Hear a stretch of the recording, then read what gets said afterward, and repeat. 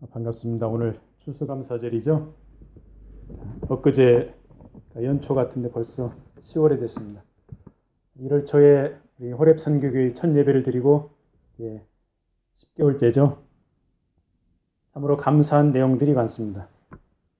호렙 선교교회 이렇게 교회 이름을 지었는데 호렙이라는 의미에 사실 제가 이렇게 이야기를 하면은 그냥 제가 호렙 신학교를 졸업하고 그리고 이제 계속 호렙 신학교와 서로 이제 연락을 하고 그다음에 이제 기도를 해주고 후원을 해줬기 때문에 그렇게 이제 저희가 호렙 신학교에 그 후원금을 보낼 때 토론토 호렙이라는 이렇게 은행 저쪽에 떠오르도록 그렇게 보냈거든요. 기도하면서 그냥 호렙 선교교회로 이름을 지었는데 나중에 이제 탁성 교사님이 호렙의 의미를 가르쳐 주더라고요. 척박한 땅에 하나님의 복음이 이렇게 증거되는 그런 쪽으로 이렇게 가르쳐 주니까 그런 깊은 뜻이 있었구나. 그거를 이제 알았는데 지나간 세월을 보니까 감사한 내용들이 얼마나 많은지요. 우리가 이렇게 함께 주일마다 예배드렸죠. 또 금요일 날마다 모여서 각자 기도하고 함께 기도하고 기도했죠. 또 선교지에 기도해드리고 물질로 후원하고 참 얼마나 감사한 내용들이 많은지 모르겠습니다. 하나님께서 베풀어 주신 이게 감사한 내용들이 많은데 되돌아보니까 좀 부족한 부분들이 있어요. 내가 열심히 좀 전도하지를 못했구나. 이런 부분들이 참 하나님 앞에 송구하고 그런데 어쨌든 간에 참 감사한 이 추수감사절입니다. 오늘은 이 감사절에 모세의 부르심에 대해서 한번 이렇게 나누어 보고 하나님 앞에 감사하고 또 우리의 사명을 깨닫는 그런 시간이 되기를 바랍니다. 모세가 먼저 하나님의 산을 향하여 나아갔죠. 모세가 호렙산을 갔는데 이때가 나이가 얼마쯤 됐을까요? 성경학자들은 한 80세 정도로 보고 있죠. 그러면은 모세가 애굽에서 살았던 그 왕궁의 궁정에서 살았던 기간은 한 40년, 40세 정도로 보고 있습니다. 40세까지 어떻게 살았습니까? 애굽의 궁정에서 왕자처럼 아주 폼나게 살았죠. 그렇지만은 히브리 어머니에게서 민족주의 교육을 받았죠. 그 다음에 하나님을 믿는 여호와 신앙을 교육을 받았죠. 그래서 마음속에 이 민족주의 신앙이 있었기 때문에 애굽인이 동족 히브리 민족을 괴롭히고 압제를 할 때 이 애굽인을 민족주의의 심정으로 때려 죽였죠. 그리고 나서 도망자의 신세가 됐습니다. 미디안 광야로 도망가서 거기에서 이제 그 처가를 만나가지고 처가살이하면서 양떼를 치고 있었죠. 자, 이 모세가 양떼를 치다가 세월이 흘러갔죠. 얼마의 세월이 흘러갔을까요? 40년의 세월이 또 흘러갔죠. 40년의 세월을 이렇게 겪으면서 모세가 참으로 여러 가지 생각이 많았을 거예요. 저 호렙산을 보니까 하나님의 산으로 불리네? 이런 호기심이 있었을 거예요. 왜 하나님의 산으로 호렙산이 불릴까? 또 어머니가 교육한 여호와 신앙, 하나님을 믿는 그 신앙도 기억했을 것입니다. 그러면서 자기가 지나왔던 삶, 애굽에서 화려하게 왕자처럼 살았던 그 시절도 떠오르면서 여러 가지 이런 생각이 많았을 것입니다. 그래서 양떼를 치면서 나는 누구인가? 내가 지금 무엇을 하고 있나?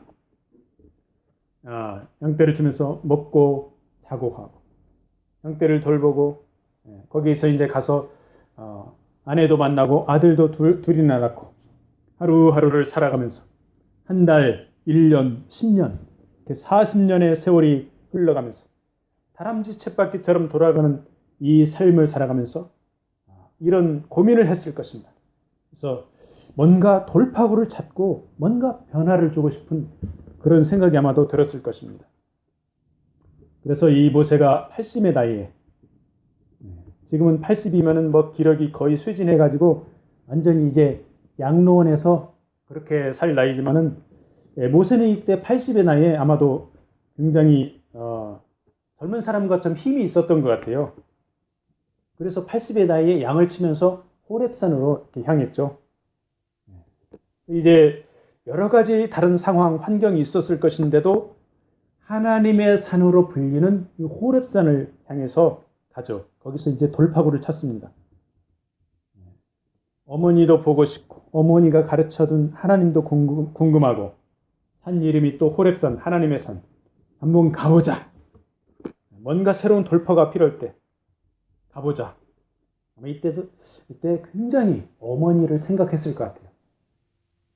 이 말씀을 묵상하는데 얼마나 모세가 어머니를 그리워했을까.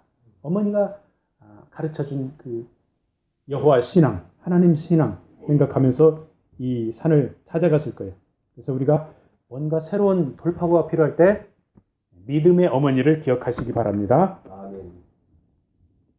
자, 이제 다람쥐 쳇바퀴처럼 살던 삶에서 벗어나서 호렙산으로 향하는 이 모세가 이제 스스로 가죠. 하나님 앞에 스스로 나갑니다.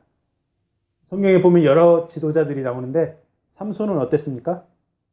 삼손은 하나님께서 택했죠. 그래서 나시린으로 아기 때부터 다 구별을 해가지고 이렇게 알코올도 손에 대지 말고 마시지 말고 그다음에 머리도 깎지 말고 나시린으로 택하셨습니다. 아기 때부터. 근데 모세는 스스로 하나님 앞으로 나갔죠. 사도 바울 어떻습니까? 예수님께서 강권적으로 다메섹도 상에서 예수님께서 아주 주권적으로 강력하게 사도 바울을 택해서 만나주셨습니다.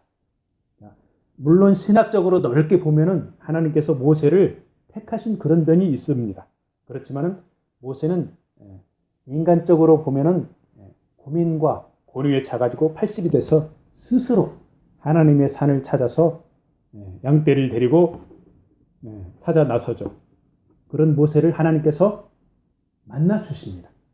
그리고 불러 주십니다. 하나님을 향해서 찾아가시기 바랍니다.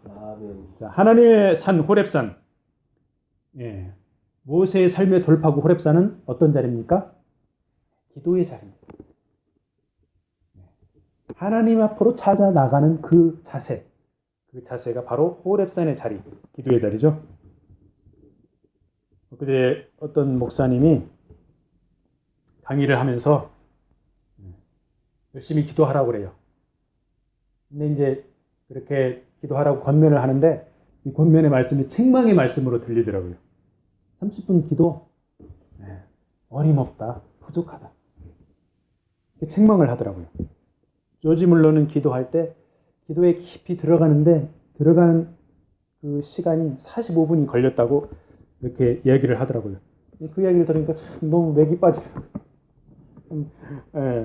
기도하라고 책망하고 권면을 하는데 나는 새벽에 기도하러 일어나면은 비몽사몽간에 비실거리고 집중하기가 힘들고 참 체력의 한계를 느끼는데 체력이 약하다고 핑계를 대죠.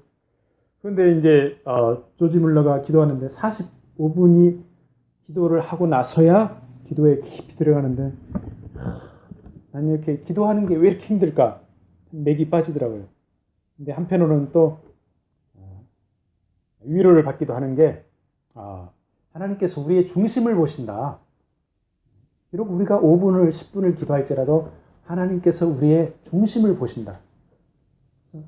나는 왜 이렇게 기도를 못할까 절망에 빠지는 것보다도 내가 5분 동안 참으로 믿음으로 기도했다면 하나님께서 이 기도도 들어주실 거야 하면서 위로를 받습니다. 우리도 그렇게 위로받기 바랍니다. 또한 조지 물러처럼 열심히 기도하는 그런 자세도 또한 필요합니다. 어떻든 간에 기도의 자리로 나가서 기도의 호렙산으로 나가서 하나님을 만나는 그런 복을 누리시기 바랍니다. 하나님 앞에 나갈 때 하나님께서 뭐라고 모세에게 말씀하십니까? 거룩한 땅이니 신발을 벗으라. 하나님은 어떤 분이십니까? 거룩하신 분입니다. 죄 많은 인간이 도저히 하나님 앞에 나갈 수 없는 그렇게 거룩하신 분이죠. 우리가 죄를 가지고 하나님 앞에 나가면 그냥 죽을 수밖에 없습니다. 즉사합니다. 하나님의 은혜로 우리를 받아주시죠. 예수님의 보혈의 공로에 힘입어서 우리를 받아주십니다. 자, 신발을 벗으라. 거룩한 땅이니 신발을 벗으라. 신발을 벗으면은 우리가 활동을 못하죠. 인간적인 활동을 못합니다. 우리의 모든 활동을 내려놓고 기도의 자리에서 오직 하나님 앞에만 집중하라. 신발을 신고 있으면 언제든지 세상으로 되돌아갈 준비가 되어 있죠. 하나님 앞에서 신발을 벗고 모든 것을 내려놓고 오직 하나님 앞에 집중하기를 하나님께서 원하십니다. 그런데 어떻습니까? 때로는 기도의 시간에도 잡념이 머릿속에 막 파고들죠. 기도하다가 집중을 못하면 내가 저기 어디다 뭘 놓고 왔지? 뭘 잊어버렸지? 오늘 후에 이거 해야 되는데 잡념이 막 파고듭니다. 그래서 하나님께서는 우리의 신발을 벗고 모든 것을 내려놓고 오직 하나님 앞에 집중하기를 원하십니다. 하나님 앞에 집중할 때 우리는 거룩해질 수밖에 없어요. 거룩해지면 하나님의 능력이 우리에게 덧입혀집니다. 그래서 세상에 나와서 그 하나님 주신 거룩한 능력으로 우리가 살아갈 줄로 믿습니다. 모세가 이제 하나님이 주신 능력으로 바로 앞에 애굽의 왕 앞에 가서 그렇게 담대하게 사역을 한 것이죠. 그 능력이 어디서 나옵니까? 하나님 앞에 신발 벗고 거룩하신 하나님을 만났기 때문에 그런 능력을 받은 것이죠. 우리도 그런 능력을 받기를 소망을 합니다. 자, 이제 모세가 부르심을 받습니다. 오늘 제목이 모세의 부르심입니다. 모세가 애굽 사람의 학수를 다 배워서 그 말과 행사가 능하더라. 사도행전 7장 22절 말씀에 나와 있죠. 모세는 애굽에서 최고의 교육을 받은 엘리트입니다. 그런데 이 엘리트들이 주로 하는 게 뭡니까? 자기 자신의 능력, 자기 자신의 힘을 많이 의지를 합니다. 자, 모세도 자기 힘으로 애굽 사람에게 압제받는 동족을 도와주려 했다가 동족한테 오히려 거절을 당하죠. 애굽 사람을 죽이고 동족을 가르치려 됩니다. 야, 너희들 둘이 싸우지 말고 사이좋게 좀 살아라. 저 애굽 사람한테 그렇게 맞고 고생하면서 왜 너희들끼리 동족들끼리 싸우냐. 이렇게 모세가 동족을 훈계를 하죠. 근데 이 동족이 어떻게 나옵니까? 네가 뭐냐? 너는 우리의 재판관도 아니고 관원도 아니다. 아무것도 아니다. 모세가 완전히 뒤통수를 딱 맞고 자기 자신의 존재를 깨닫죠. 그래서 동족에게 거절당하고 바로 왕으로부터 쫓기고 졸지에 도망자 신세가 된 모세는 아주 극심한 거절감, 절망감으로 미디안 광야로 피신을 하죠. 사도행전 7장 35절 제가 각각에 올려놨는데 저희 말이 누가 너를 관원과 재판장으로 세웠느냐. 거절하던 그 모세를 하나님은 가시너무 떨기 가운데서 보이던 천사의 손을 의탁하여 관원과 속량하는 자로 보내셨으니 동족은 모세를 거절했어도 하나님은 그 모세를 나중에 40년의 세월이 지나서 모세를 용납하고 훈련을 시켜서 리더로 세워주시죠. 그래서 사람은 우리들을 거절해도 하나님은 용납을 하십니다.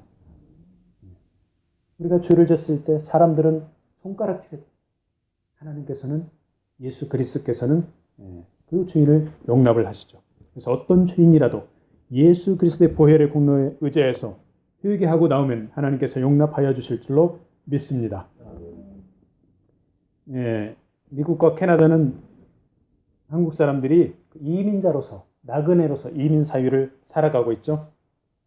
그래서 서로 이렇게 열심히 도와주면서 서로 화목하고 화해하면서 이렇게 살아가는 부분들도 있는데 보통은 그러면 서로 간에 좀 민감하죠. 민감합니다. 그래서 이야기할 때도 조심합니다. 그리고 서로 간에 믿지를 못합니다. 그래서 서로 간에 낙심하고 갈등하고 이런 면들이 꽤 있죠. 그래서 우리가 이 이민 사회를 살아가면서 말을 하다가 상대방을 자극할까 굉장히 말조심을 하고 있죠. 어떻게 말을 하다 보니까 상대방이 거절감을 느끼게 하는 그런 말을 할 때가 있어요. 그래서 이렇게 말할 때 굉장히 조심하는 그런 지혜가 필요하죠. 모세가 이 동족에게 거절을 받았는데 살다가 가장 큰 상처가 뭡니까? 부모에게 거절당한 그 자녀의 상처가 가장 크죠. 고아들은 부모에게 버림을 받았죠. 자신을 버린 부모에게 고아들은 큰 상처를 가지고 있습니다. 이들의 상처를 아는 사람은 그런 거절을 당해본 사람이죠. 제가 카톡에다가 그 서서평 선교사님 그거를 올려놨는데, 이 서서평 선교사님이 1912년에 20대의 처녀로 미국에서 이제 간호 선교사로 왔습니다. 전라남도 광주에 왔는데, 이 서서평 이 선교사님이 태어나면서부터 거절을 당했습니다. 어머니가 미혼모입니다. 독일에서 이제 어머니 안나에게서 낳는데 미혼모에서 거절을 당합니다. 그래서 어머니가 먼저 미국으로 이민을 갑니다. 그래서 이제 미국으로 엄마를 만나러 갔는데 또 엄마에게 또 배척을 당합니다. 그래서 아기 때 어머니한테 버림을 받고, 그 다음에 이제 나이가 들어가서 엄마를 만나는데 거기서 또 엄마에게 거절감을 받고, 조선에서 이제 선교사로 있다가 안식년에 미국 가서 엄마를 또 만나려고 했어요. 근데 이 어머니가 보니까 딸이 찾아왔는데 조선에서 그 허름한 초라한 거지 같은 복장을 하고 딸이 찾아오니까 또 어머니가 거절을 했습니다. 이 서서평 선교사는 자기 생모, 계모도 아니고 생모한테 3번을 거절을 당했어요. 이 얼마나 거절감이 크고 낙심감이 크겠습니까? 그런데 이렇게 극한적인 거절감을 가진 이 엘리자베스 슈핑, 서서평이 그 거절감을 극복하고 선교사로 조선에서 고아를 14명을 입양해서 키웠죠. 그리고 과부 38명을, 오도 가릴 데 없는 과부 38명을 이렇게 거둬들였습니다. 납병 환자를 돌보고 조선인들에게 어머니라고 불렸습니다. 어떻게 이게 가능합니까? 3번씩이나 생모에게 거절감을 당합니다. 십자가에서 처절한 거절을 당한 예수 그리스도를 만났기 때문에 가능한 것입니다. 주님이 바로 십자가 위에서 거절당하고 버림받았습니다. 그 주님을 이 서서평 영접했기 때문에 이런 일을, 선교 사역을 감당을 한 것이죠. 주님이 십자가 위에서 엘리 엘리 라마 사박다니, 나의 하나님 어찌하여 나를 버리셨나이까. 부모에게 버림받은 자녀들을 회복시키고 상처를 치유할 수 있는 그 주님의 마음, 그 주님의 능력으로 서서평 고아들을 돌보고 납병 환자들을 돌보고 그런 것이죠. 1934년에 광주에서 사회장으로 이 서서평 장례식을 치렀는데 많은 납병 환자들이 울면서 어머니 어머니 이렇게 막 외쳤다고 그래요. 그래서 서서평이 만난 그 예수 그리스도, 우리가 이 예수 그리스도를 우리도 만났습니다. 그리고 우리도 주의 용서를 받았습니다. 우리가 그 예수님의 사랑을 거절받은 사람들에게 우리도 그 예수님의 사랑을 나눠주시기를 축복합니다. 자, 하나님의 부름을 받고 하나님을 만나고 이 모세처럼 이렇게 사역을 시작해야 하나님께서 역사를 하시죠. 인간적인 방법과 능력으로 시작하면은 실패를 합니다. 그리고 성공을 하더라도 부작용이 심하고 그 열매가 건전하지 못하죠.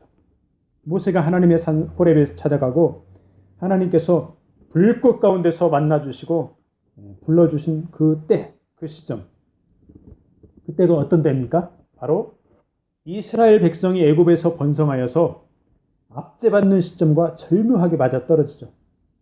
바로 하나님의 때, 하나님의 카이로스죠. 호렙산에서 부름받기까지 80년의 세월, 광야에서 40년 동안 모세는 온갖 훈련을 다 받고 하나님의 때에 스스로 호렙산으로 향하고 하나님은 그를 만나주시고 불러주십니다. 우리를 모세의 삶에 한번 적용을 해보기를 원합니다. 우리의 삶은 어떤 때입니까? 애굽에서 왕궁 생활을 하는 그 모세의 모습입니까? 아니면은 내 힘으로 애굽인을 죽이고 동족을 구하려는 일을 벌리는 모습입니까? 그렇지 않으면 광야에서 힘겨운 훈련을 받고 있는 그런 고난의 시절입니까? 그렇지 않으면 신발을 벗고 하나님과 감동적으로 만나고 있는 그런 시절을 보내고 있습니까?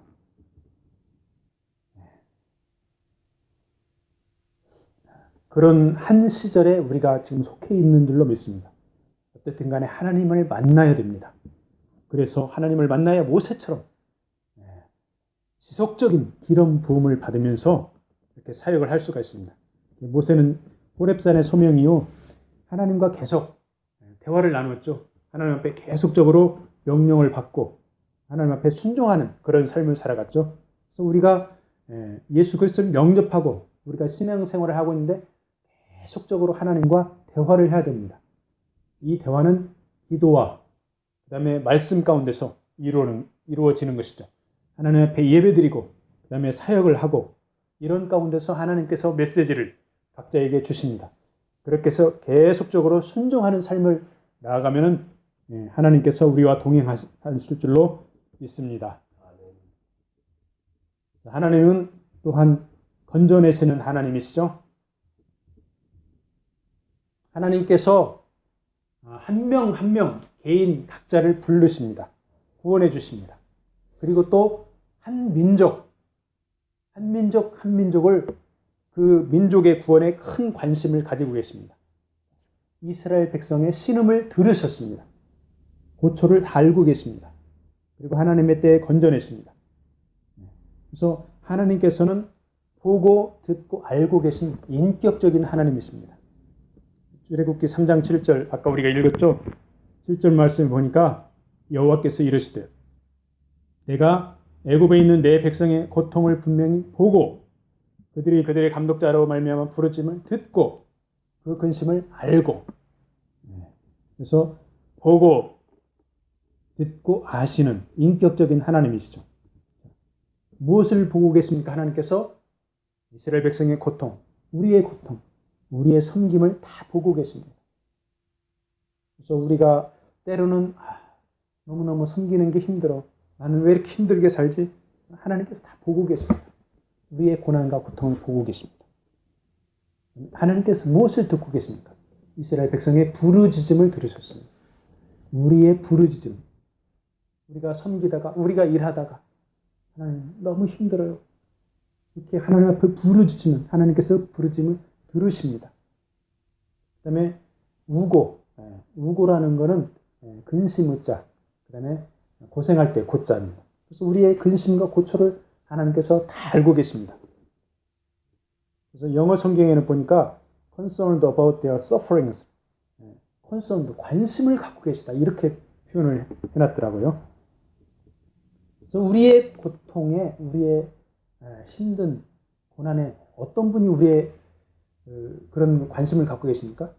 주로 이제 가까운 사람들이 관심을 갖고 있죠. 특별히 가족들.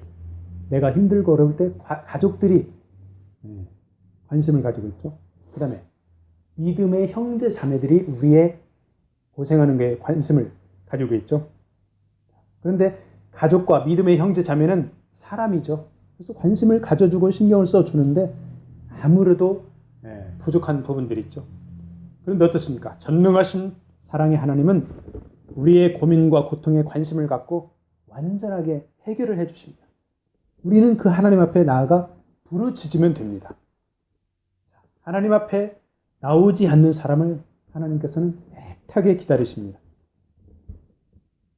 우리가 하나님 앞에 나아가고 또한 우리 옆에 있는 가족들, 아는 사람들 같이 하나님 앞에 나갈 수 있도록 간절히 부르짖기를 바랍니다.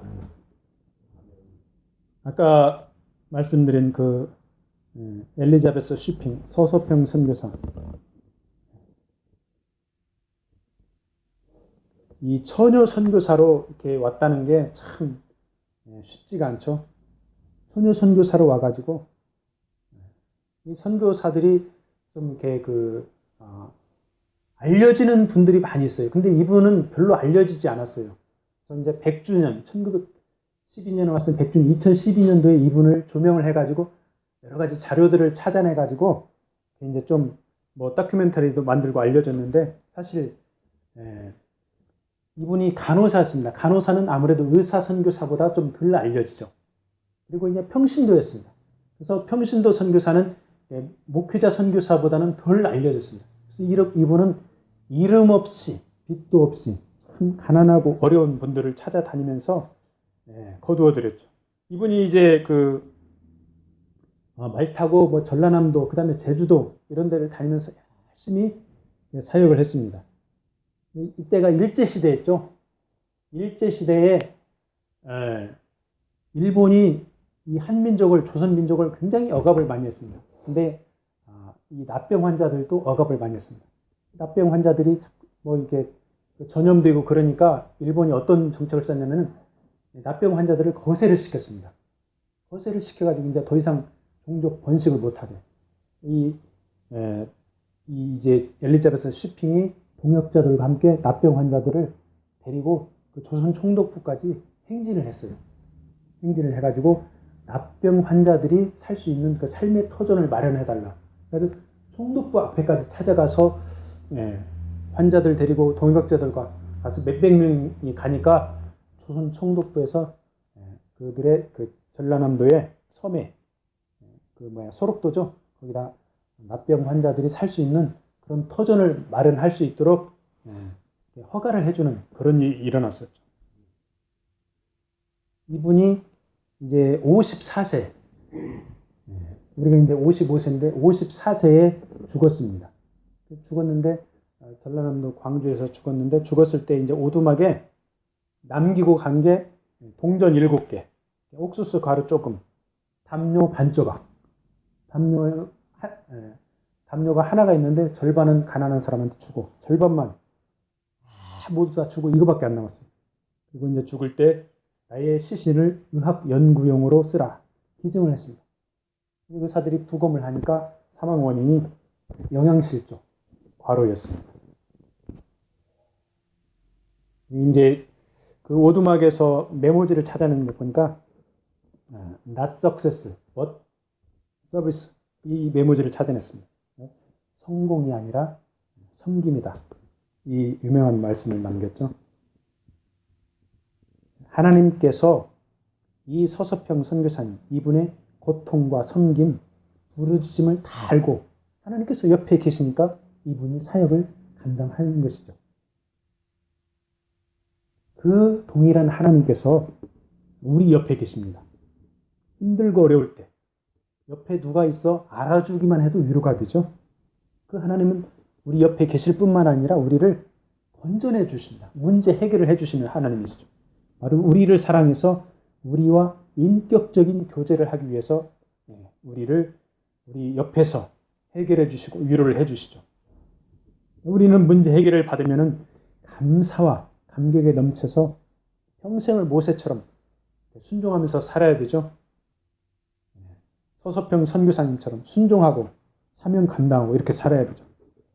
그런데 때로는 그렇게 살기도 하지만 어떤 때는 문제 해결을 받은 후에 다시 세상으로 향하기도 하죠. 그 선택은 각자의 몫입니다. 우리가 순종을 할 것인지 세상으로 다시 나갈 것인지 각자가 선택을 합니다. 그리고 그에 대한 대가는 각자가 다 치르죠. 우리는 이 모세처럼 서서평 선교사님처럼 순종하는 삶을 선택하기를 바랍니다. 오늘 말씀을 마무리하겠습니다. 동족에게 거절당하고 광야에서 40년을 나그네 인생으로 살던 모세를 하나님께서 부르시죠. 하나님의 시간표에서 지금 우리는 어디에 있는지 바라볼 수 있는 통찰력이 필요하죠. 그것은 모세처럼 호렙산으로 다가갈 때 하나님께서 반응을 하시죠. 지금 당장 길이 안 보이고 답답해도 우리를 용납하여 주신 주님을 바라보기를 원합니다. 내가 모세처럼 광야에서 훈련을 받고 있는가? 인격적인 하나님께서 옆에서 보고 듣고 알고 건져내십니다. 이번 추수감사절에 오늘 이제 모세의 부르심을 나누었는데 모세를 부르신 하나님이 우리의 하나님이십니다. 모세와 함께한 하나님이 우리의 하나님이십니다. 그 하나님의 능력으로 우리가 땡스하고 기빙하기를 바랍니다. 우리가 감사하고 주기를 바랍니다. 베풀기를 바랍니다.